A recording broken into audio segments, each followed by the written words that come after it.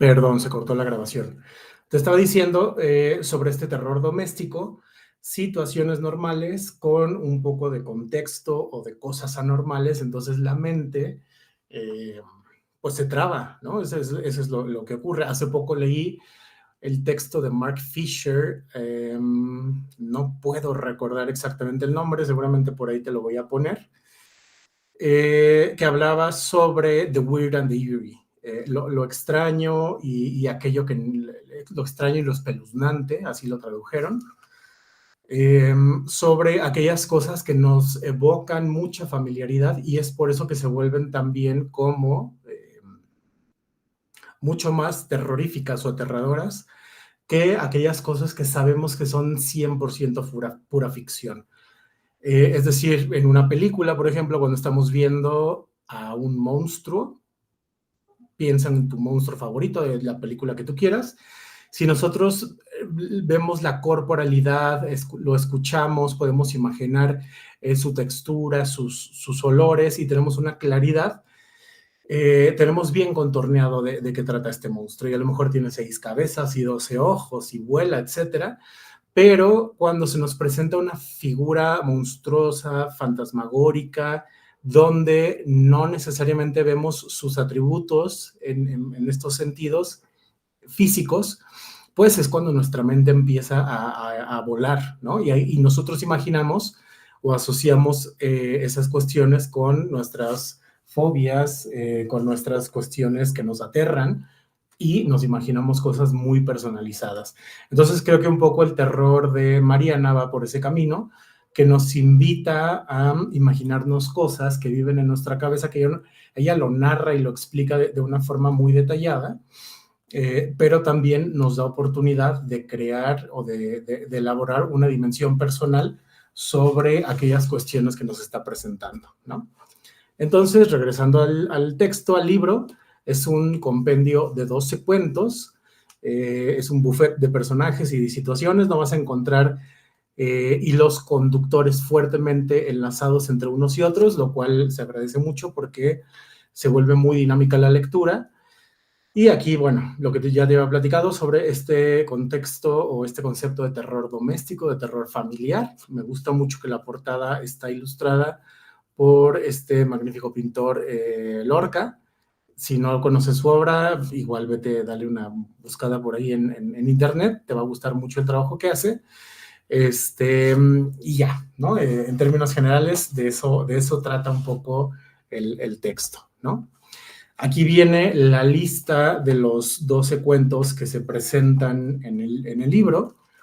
Yo no te voy a decir particularmente, ni te voy a spoilear, evidentemente, sobre alguno u otro, pero creo que hay unos que yo considero un poquito más, yo no quiero decir fáciles de leer, pero más afables o afines a aquel estilo narrativo que a mí me gusta, o bien aquellas situaciones contextuales que me pudieran parecer como muy relevantes o muy interesantes. Te puedo hablar, por ejemplo, del cuento de Un lugar soleado para gente sombría. Me parece muy interesante, es el que está basado en el caso de Elisa Lam.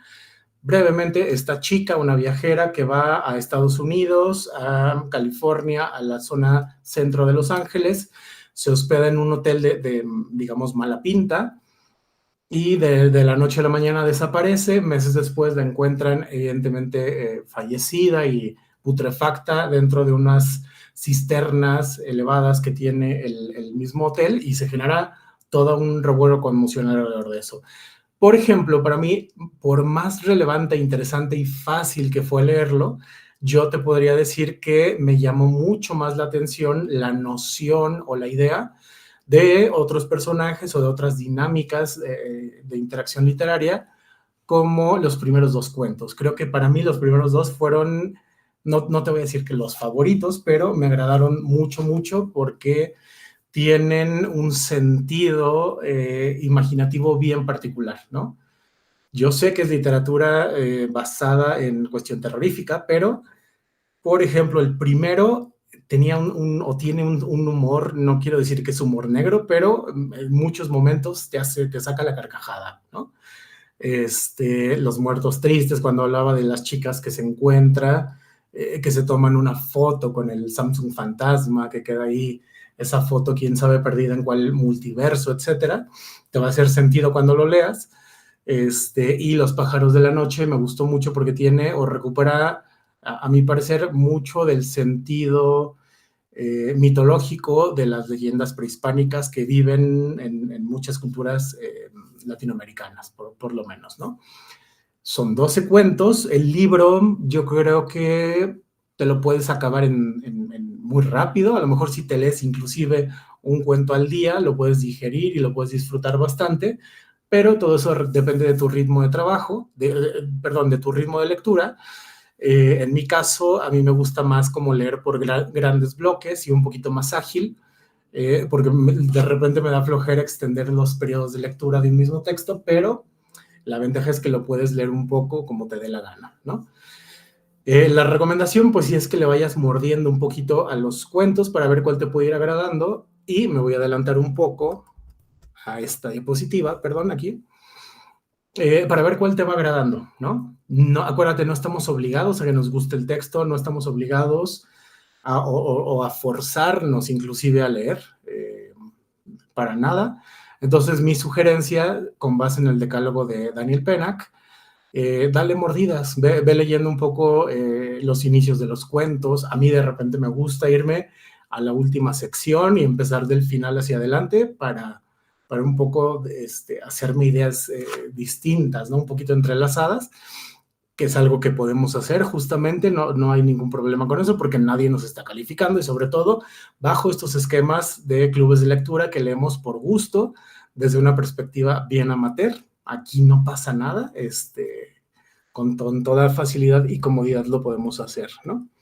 Entonces, pasando aquí, bueno, ¿qué te puedo decir? Justamente aquí viene la parte como de la reflexión, de la discusión de la obra, de la autora. A mí me gusta, cuando hago este tipo de lecturas, ir haciendo anotaciones. Voy subrayando con colores específicos algunas cuestiones que me van llamando mucho más la atención de secciones, voy haciendo como citas textuales, etcétera.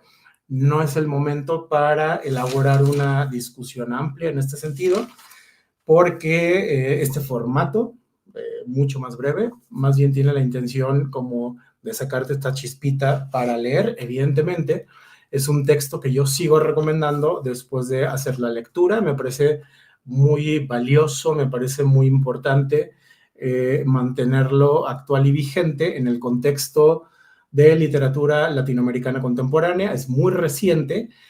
Una de las observaciones que yo sí tendría, sobre todo si eres lector asiduo de Mariana Enríquez, yo no lo soy, pero yo he leído más trabajo de ella, es que justamente de repente empiezo a encontrar similitudes entre historias y personajes de estos cuentos con cuentos o con una novela en particular pasada que me tocó. O bueno, que hice muy fácil esa relación, tal vez te toque a ti, y eso en ningún sentido creo que demerita la lectura o la deja de enriquecer, pero empiezo a encontrar estos lugares referentes de la misma obra de la autora cuando me brinco de un texto a otro. Eso es bastante común que nos ocurra cuando leemos mucho del mismo autor. Empezamos a identificar estos ritmos, patrones, etcétera. No sé si a ti te va a pasar, y si sí o si no, pues no pasa nada, ¿no? ¿Qué más te podría comentar así como directamente de los comentarios o de las observaciones? Una de las cuestiones que también desataba mucho en mí al momento de hacer la lectura era justamente entrelazar, perdón, o relacionar estas historias, ficción, completamente ficción, aunque estén basadas en algunos hechos reales, con oportunidades de crear mentalmente como otras líneas, otras historias, ¿no? Y una anotación que hice de manera frecuente, que no encuentro ahorita, pero por ahí la tengo, que para mí es un gran plus que tiene el estilo literario de la autora, es que justamente su estilo de escritura es como si nos invitara a meternos y a salirnos en una historia que no nos indica ni cuándo empieza ni cuándo acaba. Y eso yo lo vinculo fuertemente con otros medios expresivos, particularmente en cine y particularmente con algunos otros directores muy puntuales, donde les gusta meternos a estas historias, a lo mejor no nos da una recapitulación o una contextualización apropiada de los personajes, de la situación. En mi caso, lo que me ocurrió con algunos de los cuentos, casi hasta la mitad me daba cuenta de quién era la persona que nos narraba la historia, de si era un hombre, una mujer, descubrir el nombre como tal del personaje. Eso puede llegar a molestar si estás acostumbrado a estilos más tradicionales. En mi caso particular, no me molesta en lo absoluto porque me genera este trabajo mental, el pensar un poquito más. Y particularmente es una asociación, perdón, que yo hago con las películas de los hermanos Coen, donde, pum, estamos adentro, sin mayor contexto, sin mayor situación, puede pasar algo al inicio, en medio, puede pasar algo un poquito y hasta el final, y al mismo tiempo también, así como ocurren cosas, nos extraen de la historia y no hay un cierre, no hay este final, no está este arco o este viaje del héroe, digamos, ¿no? Lo cual permite mucho pensar, reflexionar y crear nosotros nuestros propios contextos, nuestros propios finales o inicios. Y repito, esto es meramente una cuestión estética, es decir, de gusto. Te puede embonar muy bien esa forma de trabajar o te puede costar un poco más de trabajo. Si lo tuyo es más de estructuras tradicionales, pues te invito a que abras un poquito la noción a que aquí no necesariamente vamos a encontrar esas líneas, ¿no? De érase una vez y al final y vivieron felices para siempre. Aquí no ocurre eso. Creo que lo vas a agradecer porque te va a dejar pensando en ese sentido y me parece que hasta ahí te quiero dejar como esta discusión para no spoilearte mucho más el contenido. Vamos a regresar a esta penúltima diapositiva. Es muy bueno recordar lo que Daniel Pennack nos ofrece, ya lo platiqué hace unos minutos, pero es muy bueno que tú recuerdes el cómo podemos abordar este tipo de textos, sobre todo cuando leemos por gusto. Si te toca leer como obligación, como es mi caso también, porque yo trabajo en la academia, entonces tengo que leer por obligación y tengo que leer de inicio a fin, comprender y adentrarme en aspectos muy puntuales, pero esto de acá lo hago por pleno gusto, espero que tú también. Entonces, acuérdate, podemos mordisquear, podemos leer de forma como te dé la gana, lo puedes empezar, lo puedes dejar, puedes intercalar varios libros a la vez, etcétera. Hazlo como más te guste. Y también, si hay cosas que no nos gustan, es bien importante poder identificarlas. Por ejemplo, voy a salirme un poco de esta obra. Uno de los autores que más me ha gustado históricamente es Umberto Eco, pero también libros que más he odiado son escritos por él. Hay unos muy, muy enriquecidos de personajes y de contexto, etcétera, que me gustan y los puedo absorber y los puedo entender. Y hay otros, como El Cementerio de Praga, que se me hacen pesados, aburridos, nunca más lo voy a volver a leer. Entonces, es una invitación a mezclarnos, ¿no? No por el hecho de decir, pues ya lo compré, ya le metí $20 a este material, me tiene que gustar porque es una autora popular, pues no necesariamente, ¿no? Aquí te estoy dando como la opinión muy individual y tú puedes sacar como tus criterios y conclusiones. Con esto termino la sesión, la grabación, esperando que nos puedas acompañar el próximo mes de febrero de 2025. Ahí vas a estar viendo qué obra sigue y las fechas para trabajar. Aquí tengo el texto que viene en febrero. Mira, es el de Aura García Junco, Dios fulmine a la que escriba sobre mí. Voy a estar mezclando en este año prácticamente autoras latinas para las sesiones del club de lectura por mero gusto, porque hay muchísimo de dónde sacar. Y además ahí en pantalla estás viendo algunos otros textos que no necesariamente son literatura ficción, así como la conocemos.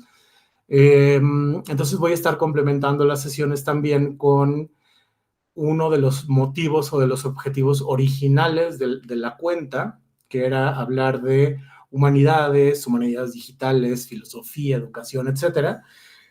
Por ahí ya puedes ver lecturas íntegras, lecturas en voz alta de algunos de estos libros o lectura análisis o algo parecido, ¿no? Es probable que encontremos o que puedas encontrar durante el avance del canal o de la cuenta información alrededor de esto, de la era del capitalismo de la vigilancia. Tengo mucho material porque lo usé muchísimo en mi tesis, el antiedipo también, aunque de ese tengo prácticamente nada de material ya generado, pero te invito a que le des una revisada porque no quiero dejar de lado tampoco a todo aquella persona que está interesada o que llegó interesándose justamente en estos temas y de repente les meto material que es lectura juvenil infantil que nada que ver o cualquier otra cosa, ¿no? Entonces, para contrastar y complementar también, vamos a estar viendo estas obras. Te agradezco mucho tu atención. Si quisiste participar el día de hoy, pues perdón, no fue una cuestión que yo pude controlar, pero nos podemos seguir comunicando y nos vemos muy pronto en la sesión de febrero. Te agradezco y nos saludamos muy pronto por acá. Adiós.